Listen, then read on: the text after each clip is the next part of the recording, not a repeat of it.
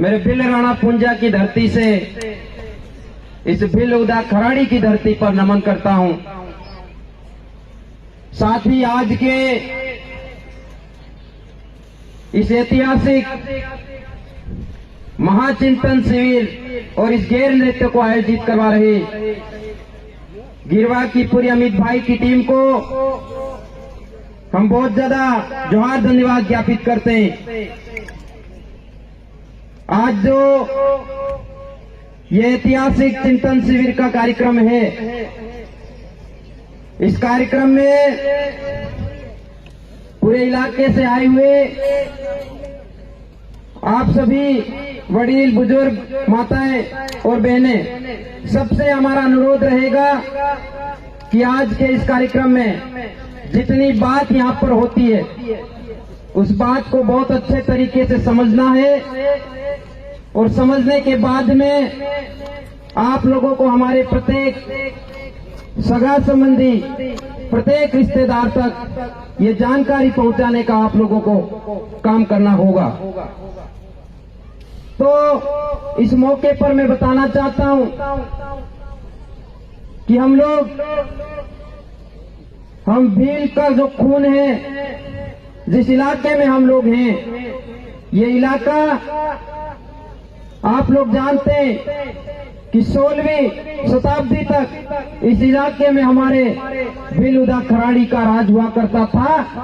तो जिस इलाके से हम लोग हैं, तो हम लोग कहना चाहते हैं कि हमारा राज पुनः कायम होना चाहिए, पुनः हम लोगों को हमारा शासन स्थापित करने के लिए हम लोगों को काम करना होगा।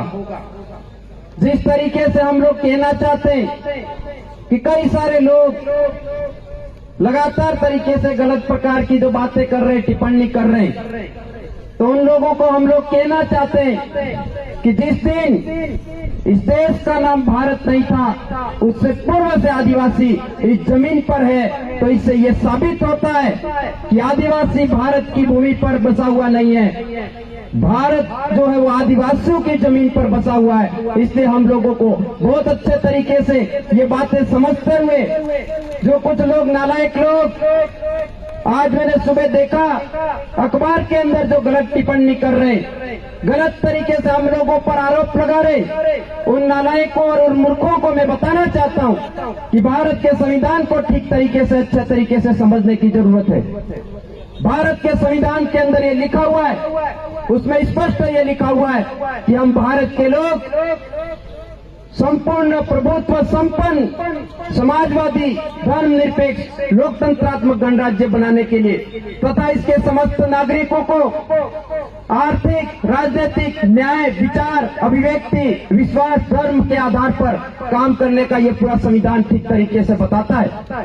लेकिन ये जो लोग हैं वो हमारे लोगों को इस तरीके की गलत प्रकार से टिप्पणी कर रहे हैं। तो हम लोग ऐसे लोगों को बताना चाहते हैं कि जिस तरीके से हमारे भारत देश में हमारे लोग व्यवस्थाओं को लगातार तरीके से ठीक करते हुए आ रहे, हमारे लोगों ने जितनी व्यवस्था बनाई है वो व्यवस्था हमारे से ये लोग सीखे हैं और सीखने के बाद सारी संचालित कर रहे हैं। तो आज के समय में हमारे लोगों पर, हमारे भाइयों को थानों में पीट कर मार दिया जाता है।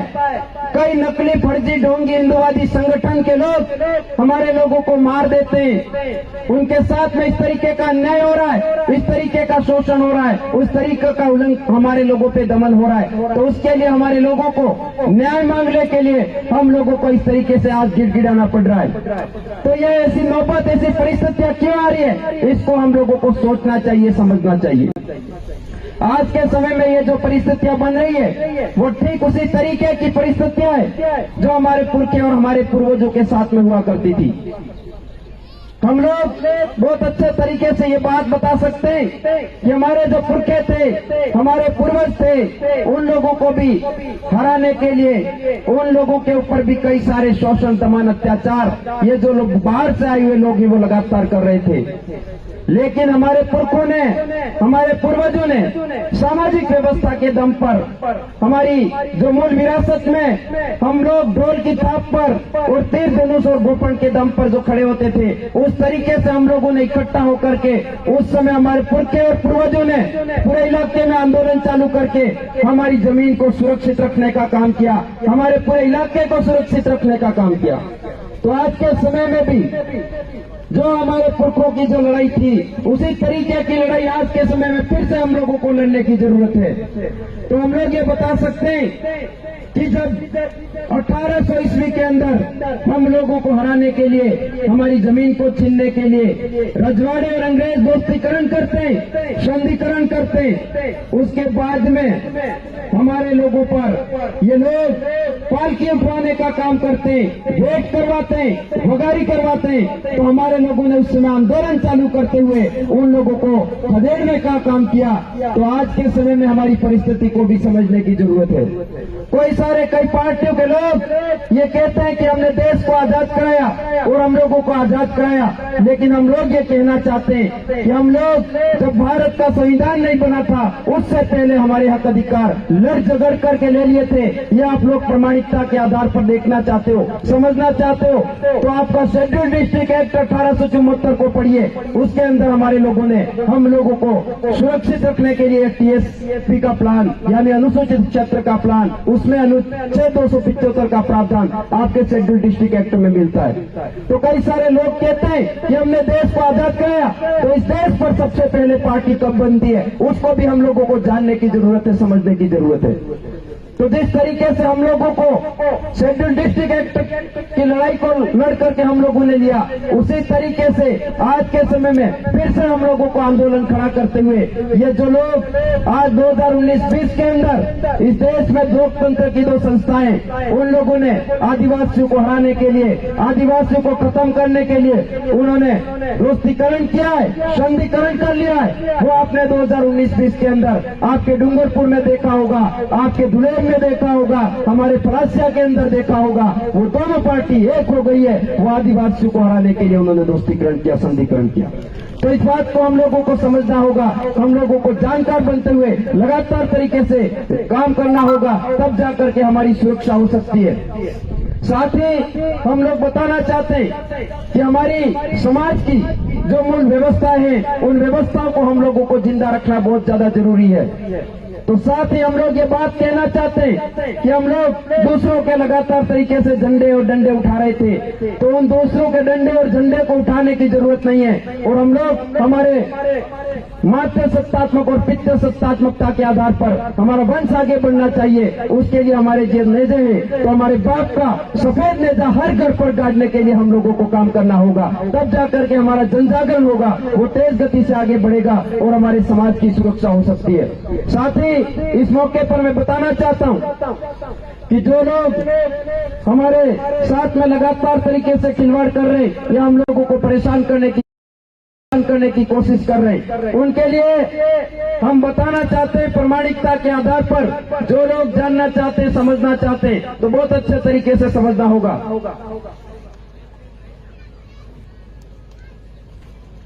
खास बात इस तरीके से हम लोगों को समझनी चाहिए कि हम लोग नारा देते हैं कि जय जोहार का नारा है, भारत देश हमारा है, ये हम लोग बोलते हैं। ये क्यों बोलते हैं, इसको भी हम लोगों को समझने की जरूरत है, क्योंकि इस देश का नामकरण है वो भी आदिवासियों के नाम से भारत देश का नामकरण हुआ है। इसलिए हमारे लोग जय जोहार का नारा है, भारत देश हमारा, इस तरीके से बोल रहे हैं।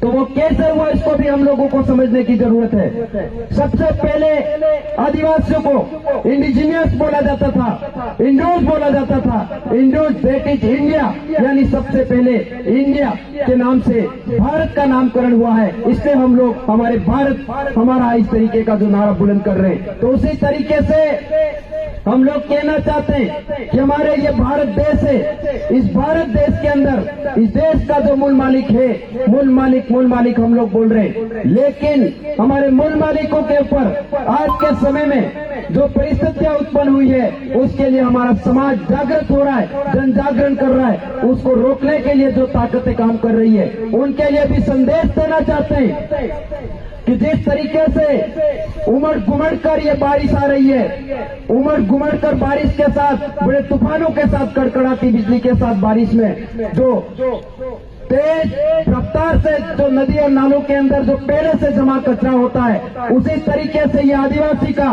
जोहार का बहुत बड़ा तूफान आ रहा है और इस तूफान के अंदर सारे विरोधी लोग कचरा है वो साफ हो जाने वाला है। ये बात हम लोग इस मंच के माध्यम से कहना चाहते हैं।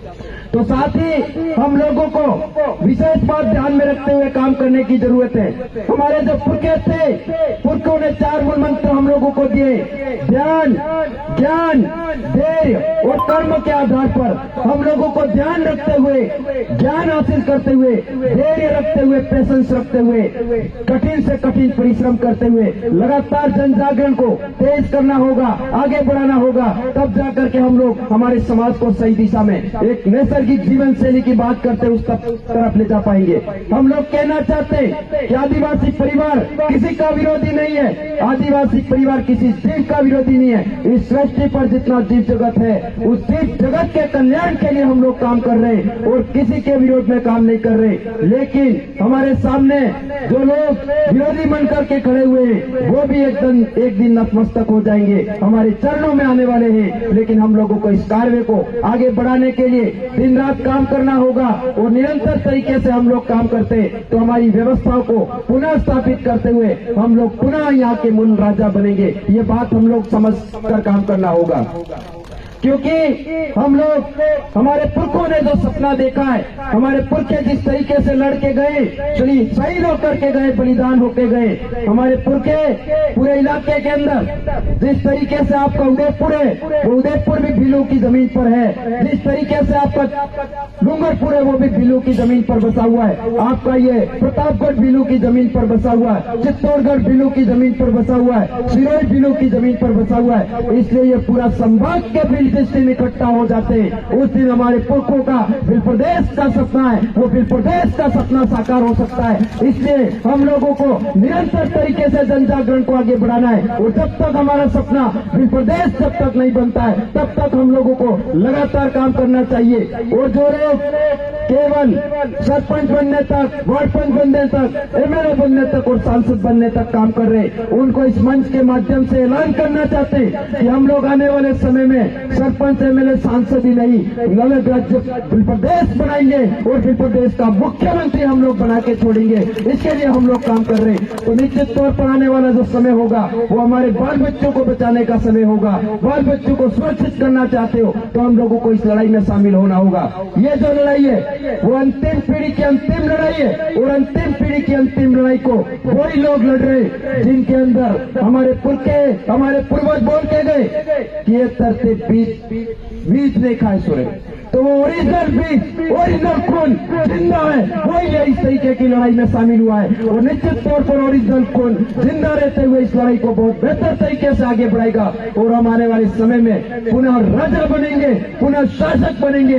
ये बात हम लोग इस मौके पर इस मंच के माध्यम से कहना चाहते हैं। और साथ साथ में हम लोग हमारे समाज के युवाओं से अपील करना चाहते हैं, निवेदन करना चाहते हैं कि आप लोग अलग अलग संगठनों में बैठे हुए हो, कई अलग अलग जगह पर काम कर रहे हो, तो हम लोग कहना चाहते हैं कि आप लोग संगठनों के बंधन तोड़िए, अलग अलग संगठनों की पार्टियों के बंधन तोड़िए, अलग अलग धर्मों के बंधन को तोड़िए और आइए। ये आदिवासी परिवार की विचारधारा काम कर रही है, एक शिक्षा देने का काम कर रहा है, समाज को जागृत करने का काम कर रहा है। तो हम लोगों को इसी तरीके से निरंतर तरीके से आगे बढ़ते हुए काम करना होगा।